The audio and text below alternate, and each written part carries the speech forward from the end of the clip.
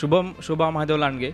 मी सोलापूर जिल्ह्यातील बार्शी तालुक्यातील खामगाव या छोट्याशा गावातून आलेलो आहे.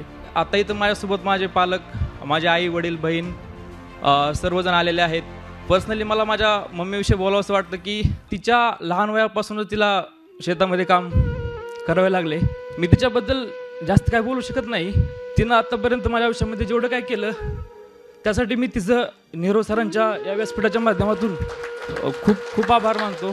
तसंच माझ्या वडिलांनी देखील मला कधीच फोर्स केला नाही कुठल्या गोष्टीला, त्यामुळे त्यांचा देखील आभार मानतो. आणि सर सगळ्यात महत्त्वाची गोष्ट म्हणजे माझी लहान बहीण आहे, माझ्यापेक्षा 2-3 वर्षांनी लहान आहे सर ती.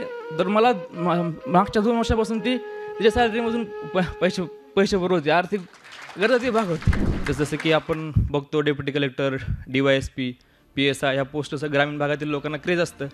तसंच मी पण ठरवलं आणि अभ्यास केला आणि पहिल्याच प्रयत्नामध्ये माझं PSI पदी सिलेक्शन झालं 2021च्या बॅचमधून. मेन्सचा निकाल लागला आणि नंतर लगेच मी सरांकडे आलो, नेहरू सरांकडे इंटरव्ह्यूच्या गायडन्ससाठी. तर सर बोलले की म्हणजे पर्सनॅलिटी बघूनच सरांनी असं सांगितलं होतं की मला की तुला आरामात चांगले मार्क येतील. आता राजश्रीचा निकाल लागला त्यामध्ये पण सर म्हणले की तू असं जरी गेला तरी तुला 60+ मार्क नक्कीच पडतील.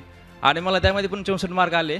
तर त्यामुळे मग सरांनी ते थोडंफार ओळखलं होतंच. सरांचं खूप मार्गदर्शन लाभलं, त्यांचा देखील आभार मानतो. जय हिंद, जय महाराष्ट्र.